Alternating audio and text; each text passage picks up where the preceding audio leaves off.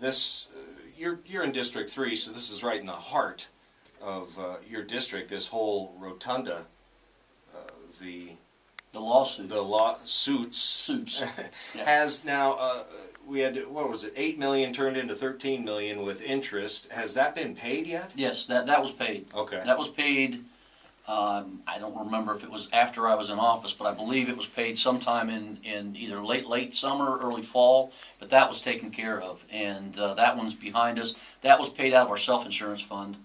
The next one, if it... 60 million. Yeah, it's estimated to be around $60 million, and then the third one...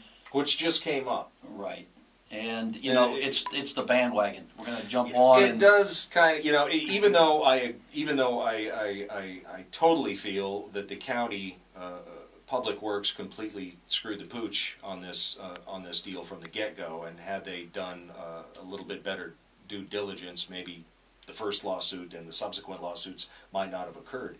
But it does kind of seem to have a BP smell with this third lawsuit. People just jumping on for money. It's interesting, you know, and actually it's utilities, but you know, having lived in Rotunda for 22 years, I was pretty aware of everything out there, because I actually had looked at building something for somebody out in that area, and there was no electric out there. So a simple drive-through tells you there's no electric, and when you ask about utilities and knowing that there's lift stations, it can't be functioning because there's no power there. So, you know, I found it somewhat amazing that the individuals in utilities, and this is outside looking in, but the individuals in utilities simply look at a map and say, we've got lines there, so yeah, we've got service. So there was, in my opinion, you know, internally at the time when this stuff was taken off, there was a problem because people didn't know of the situation, and I think that is a communication problem that we've got to solve. If there's areas that we need to identify as non-functioning, then we need to identify them as non-functioning, and we need to get a plan to make them functioning, or we can get into these almost Bert Harris-like actions where it's, well, I can't build on it, and the government who says I've got to have utilities isn't providing them, so, you know, now have you taken my rights to use my property away? You know, I think that there's possibly an argument there. And I would just like to see us get a plan together to deal with this and move forward. If we're going to spend $60 million, I would have rather put it in the infrastructure, so we can get some return on that, as opposed to, you know, if people really want to build out there, then okay, let's have the discussion. It's just how far gone is the system is a concern that I have. And I know when it was turned over, it was in working condition. You know, granted, but they had to put a generator out there to run it, but things did operate just from that perspective. But hasn't it been cannibalized?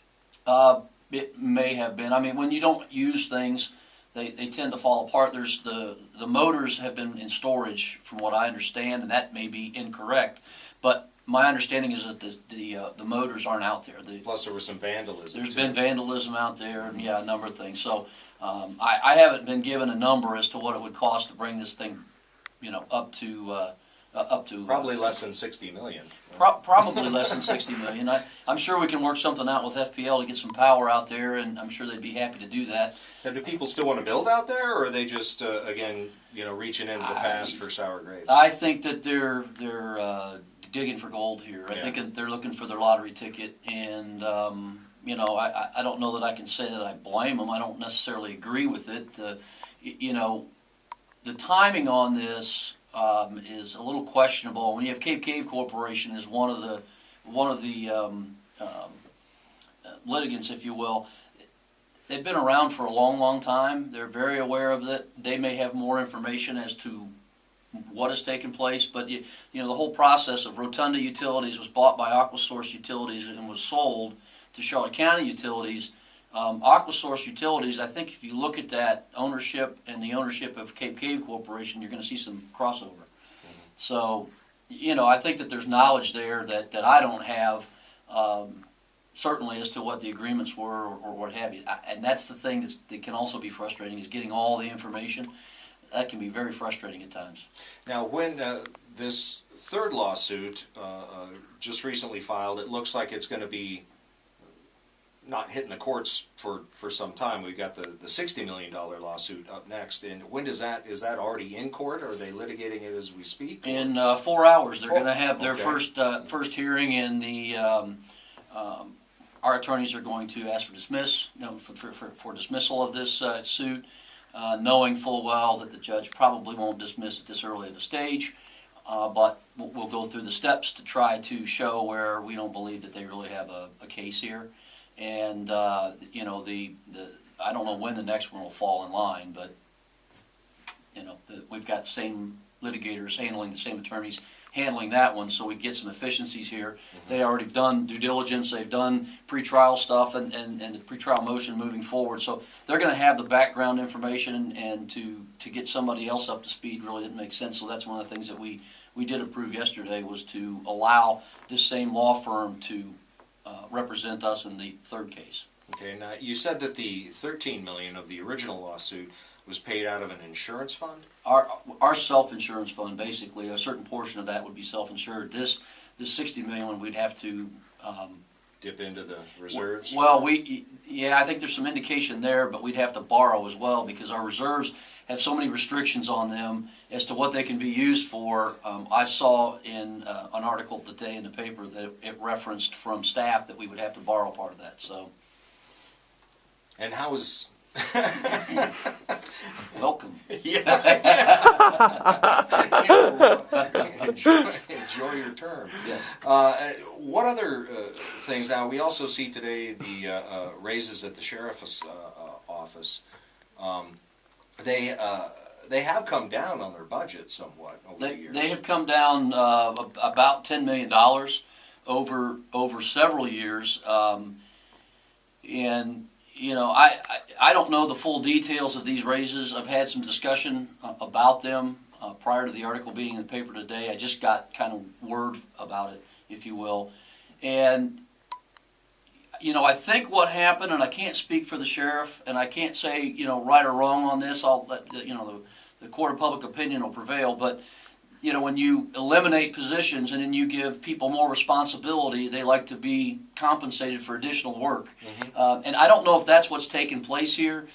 The indication in the paper was that may be the case, but it wasn't real clear to me. I don't know if you maybe took a different take on that. That's, yeah, I mean, it seems like they didn't fire anybody. It was all done through attrition. Right. And you do have these administrative staff, you know, these commanders handling more people and getting out there on the streets a little bit more than maybe previous administrations had them out there. So you know, $9,000 raise, it's a lot, and I can totally understand that you've got the rank and file deputies out there on the streets that might not be too appreciative of that. Well, all county staff, whether it's fire EMS, the Charlotte deputies that we have, or the employees of the county, have been you know, held to their salaries for the last 5 years. Well, so, you know, and we're in an economy where the private sector, you know, they're still doing better than most people in the private sector. Absolutely, I understand that pretty well. But you know, the thing of it is, in the private sector, you sit people down a lot of times, and you have that discussion of, you know, we can reduce benefits, which I had to do in my own company. I didn't have to cut salaries, but they also didn't have raises for about 5 years. Mm-hmm. You know, I was about the same time period. This past December, I did increase some salaries, but we had to hold them, even though we were doing well, we had to hold salaries, because for 3.5 years, you know, we were nails on the chalkboard sliding down, trying to hang on. And so it's just, sometimes I think it's, there's a bit of insulation. At the same time, I understand the frustration of not having the opportunity for increases, and I just think that, you know, our economy isn't there yet. And I keep hearing that there's all this good stuff going on, and I see good things, and I see some improvements here and there, but we're still faced with a lot of uncertainties with the Affordable Health Care Act, and with our budget, and with our deficit, you know, across the country. We locally are going to be very affected about all these issues for quite some time, and I know that everybody out there is interested in getting an increase in pay. And at the same time, then we have to go back to our constituents and say, you're on a fixed income. You've got investments over here that aren't doing real well, or maybe some of them are, but now we need to have more taxes because we need, our property values aren't coming back. As property values come back, taxes are going to go up. Why do I say that? Not because we raise the millage, but because the values go up, the millage rate's applied, the county will receive more income off of that. So it will affect us. It's a frustrating situation for everybody, I think. And I sit here and I don't want to say that somebody's not. I think it's taken that they feel they may not be, that the county commissioners or others may feel that they're not worth more money. And that's not the point. That's not it. It's not the point. But I think sometimes people fall back to that. Don't get emotional over it. It's about it's a business thing, Yeah. and it really, I know it's government, but we need to run government more like a business and less like government, because we can't keep writing checks that we are at the federal level, at the local level. And it's amazing because this doesn't tie to any party. This is across all political boundaries here, where I've had people call up and say, don't raise my taxes, don't do this, don't spend money on that. Sure. Impact Building was one of them, and I can tell you, they were lined up, both parties, telling me, don't waste money, don't do it. So it's very interesting. This is, when you get local, it's a whole different picture than it is on a federal level. So it's very interesting. Yeah. Good. We'll be back with more when I ask you about Parkside too. It's all coming up after this break on News Radio 1580 WCCF.